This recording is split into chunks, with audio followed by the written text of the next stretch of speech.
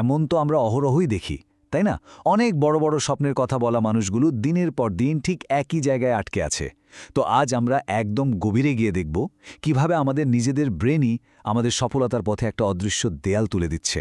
আর এই মেন্টাল ব্লকগুলো এতটাই সূক্ষ্ম যে মানুষ টেরই পায় না কিভাবে তারা নিজেদের অজান্তে নিজেদেরকে আটকে রাখছে। আর ঠিক এটাই হলো আমাদের আজকের আলোচনার মূল প্যারাডক্স বা ধাঁধা। এমন একজনের কথা ভাবা যাক যে হয়তো ভবিষ্যতের দারুণ সব স্বপ্ন দেখছে, কিন্তু বাস্তবে বছরের পর বছর সে ওই একই জায়গায় দাঁড়িয়ে আছে। এই যে আটকে থাকা, এটা কিন্তু নিছক কোনো অলসতা নয়। এর পেছনে আসলে মনের গভীরে লুকিয়ে আছে বেশ কিছু জটিল ফাঁদ।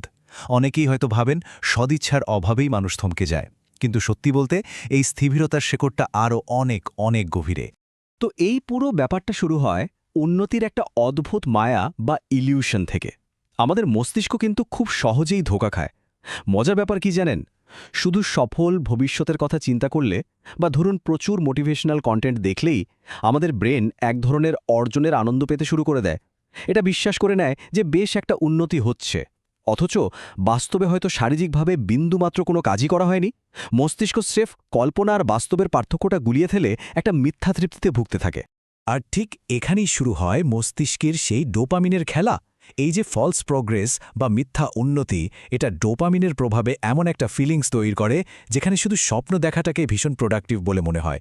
এটা আমাদের সেই রূঢ় বাস্তবতা থেকে পুরোপুরি আড়াল করে রাখে যে কেবল চিন্তা বা প্ল্যানিং করা কখনোই প্রতিদিনের ওই একটানা পরিশ্রমের বিকল্প হতে পারে না। মানুষ ভাবে সে তো অনেক কিছুই করে ফেলছে, কিন্তু দিন শেষে ফলাফল একেবারে শূন্য। এই পয়েন্টটা আমাদের আরেকটা গভীর লুকানো বাধার সামনে দাঁড় করায়, আর সেটা হলো ব্যর্থতার ভয়। দেখুন, যতক্ষণ কেউ শুধু কল্পনার জগতেই থাকে, তার সেই স্বপ্নগুলো থাকে একদম পারফেক্ট, নিখুঁত। কিন্তু যখনই কেউ বাস্তবের মাঠে নেমে কাজ করতে যাবে, তখনই কিন্তু ওই নিখুঁত কল্পনার জগৎটা ভেঙে যাওয়ার একটা বিশাল ঝুঁকি তৈরি হয়। আর এই ভয়টাই অনেককে শুরুই করতে দেয় না, কারণ বাস্তবে কাজ করতে গেলেই তো ভুল হবে, আর সেই ভুলগুলো স্বপ্নের ওই নিখুঁত ছবিটাকে চিরতরে নষ্ট করে দিতে পারে, তাই না? কাজ কখনোই শুরু না করার মাধ্যমে একজন মানুষ আসলে ভীষণ নিরাপদে তার নিজের পরিচয় বা আইডেন্টিটি ভেঙে যাওয়ার ঝুঁকি এড়িয়ে চলে। মানে চেষ্টা না করলে অন্তত কল্পনার জগতে নিজেকে একজন নিখুঁত হিরো তো ভাবা যায়।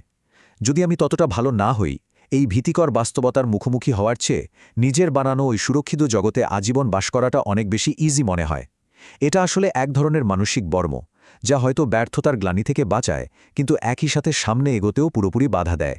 আর এখান থেকেই জন্ম নেয় ঠিক পরের মনস্তাত্ত্বিক ফাঁদটা, একেবারে পারফেক্ট বা নিখুঁত সময়ের জন্য অপেক্ষা করা। মানুষ নিজেদের জীবনটাকে ঠিক এই ভেবে পজ করে রাখে যে কাজ শুরুর আগে পুরোপুরি রেডি হতে হবে বা সব কিছু একদম গুছিয়ে নিতে হবে। কিন্তু এদিকে সময় কি আর কারোর জন্য বসে থাকে?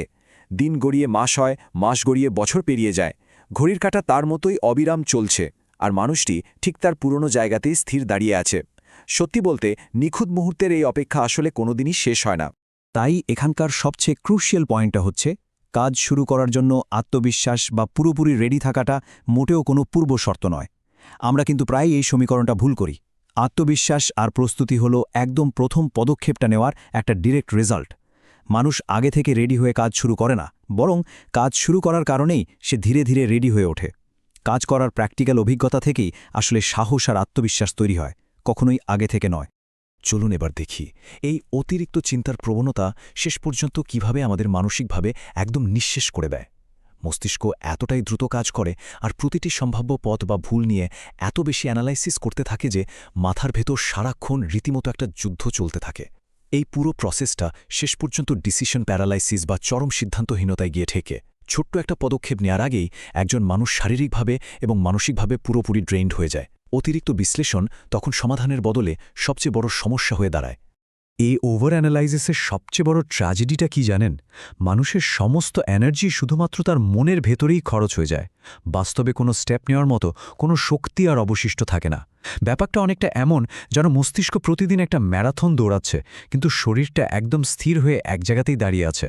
এটা ভীষণ ভয়ঙ্কর একটা সাইকেল, যেখানে ক্লান্তির অনুভূতিটা একদম সত্যি হলেও বাস্তবে কিন্তু অর্জনের ঝুড়িটা সম্পূর্ণ শূন্যই থেকে যাচ্ছে। এই বিষয়টাই আমাদের সবচেয়ে গভীর ফাটটার দিকে নিয়ে যায়। একবার চিন্তা করে দেখুন তো, সবচেয়ে বড় বাধাটা যদি লক্ষ্যের বিশালত্ব নাই হয়, বরং সেটা যদি হয় নিজেদের সম্পর্কে আমাদের মনের ভেতরের গভীর বিশ্বাসগুলো। আমাদের সাবকনশিয়াস মাইন্ডের এই পরিচয়ের দ্বন্দ্বগুলো একদম নীরবে আমাদের সবচেয়ে বড় স্বপ্নগুলোকেও ধ্বংস করে দিতে পারে। আমরা নিজেদের সম্পর্কে ভেতরে ভেতরে যা বিশ্বাস করি ঠিক সেটাই কিন্তু আমাদের লিমিটেশন সেট করে দেয়। ব্রেইন সবসময় আমাদের আচরণকে আমাদের নিজস্ব আইডেন্টিটি বা পরিচয়ের সাথে মিলিয়ে রাখার চেষ্টা করে। যদি মনে মনে কেউ গোপনে বিশ্বাস করে যে সে আসলে খুব দুর্বল বা কোনো কাজই সে শেষ করতে পারে না, তাহলে কঠোর পরিশ্রম করাটা তার কাছে ভীষণ অস্বস্তিকর লাগবে। এটা কিন্তু স্পষ্ট প্রমাণ করে যে লং টার্ম সাকসেসের জন্য শুধু নতুন লক্ষ্য সেট করাই যথেষ্ট নয়, নিজেকে দেখার দৃষ্টিভঙ্গিতেও একটা ফান্ডামেন্টাল চেঞ্জ আনতে হয়। ভেতরের বিশ্বাস আর বাইরের কাজের মধ্যে একটা ব্যালেন্স থাকাটা একেবারেই মাস্ট। পৃথিবীতে কেন এত কম মানুষ সত্যি সত্যি সফল হয় সেটা বুঝতে হলে এই পার্থক্যটা লক্ষ্য করা খুব জরুরি। মানুষ খুব সহজেই সফলতার সম্ভাবনার রোমাঞ্চকর প্রেমে পড়ে যায়, সেটা বেশ এক্সাইটিং, ভীষণ স্পেশাল একটা ফিলিংস। কিন্তু প্রতিদিনের উন্নতির জন্য যে আনগ্ল্যামারাস, রিপিটেটিভ এবং বলতে গেলে দেশ একঘেয়েই একটা বাস্তবতার মধ্যে দিয়ে যেতে হয়, সেটাকে অনেকেই কিন্তু পুরোপুরি রিজেক্ট করে দেয়। কল্পনায় সফল হওয়াটা অনেক ইজি, কিন্তু বাস্তবের প্রতিদিনকার ওই নিরস সংগ্রাম মোটেও আকর্ষণীয় নয়। আর ঠিক এখানেই সিংহভাগ মানুষ হাল ছেড়ে দেয়। আমরা এখন এই বিশ্লেষণের একেবারে চূড়ান্ত এবং রূঢ় একটা সত্যের সামনে এসে দাঁড়িয়েছি। চরম সত্যটা হলো, এই পৃথিবী কিন্তু আমাদের ভেতরের মোটিভেশন বা বড় বড় ড্রিমস নিয়ে বিন্দুমাত্র মাথা ঘামায় না। স্বপ্ন যতই বিশাল হোক না কেন, পৃথিবী কেবল সেই কাজগুলোর উপর বেস করেই তার রিওয়ার্ডগুলো দেয় যেগুলো প্রতিদিন ধারাবাহিকভাবে করা হয়। আমাদের মনের ভেতরের ইচ্ছাশক্তি যতক্ষণ না বাইরের পৃথিবীতে কোনো ভিজিবল অ্যাকশন বা কাজে রূপ নিচ্ছে, ততক্ষণ কিন্তু তার কোনো ভ্যালুই নেই, জিরো। যারা জীবনে সত্যি সফল হয়েছেন তারাও কিন্তু অন্য সবার মতোই ঠিক একই রকম সন্দেহ, ভয় আর ক্লান্তি অনুভব করেন। তবে তাদের আসল সিক্রেটটা হলো তারা ফিলিংস বা অনুভূতির জন্য অপেক্ষা না করে একদম প্রথমেই কাজে নেমে পড়েন। তারা খুব ভালো করেই জানেন প্রতিদিনের ওই ছোট ছোট ডিসিপ্লিনের মাধ্যমেই জীবন বদলায়। কাজ শুরু করার পরই আসল মোটিভেশন আর রেডি হওয়ার ফিলিংসটা আসে, কখনোই আগে নয়। সফল মানুষেরা অনুভূতির দাস হয়ে থাকেন না, বরং তারা কাজের মাধ্যমেই অনুভূতিকে কন্ট্রোল করতে শেখেন। যা আমাদের একেবারে শেষের এই চূড়ান্ত প্রশ্নটার সামনে দাঁড় করিয়ে দেয়। এই পুরো বিশ্লেষণ থেকে আসলে কি বুঝতে পারলাম আমরা?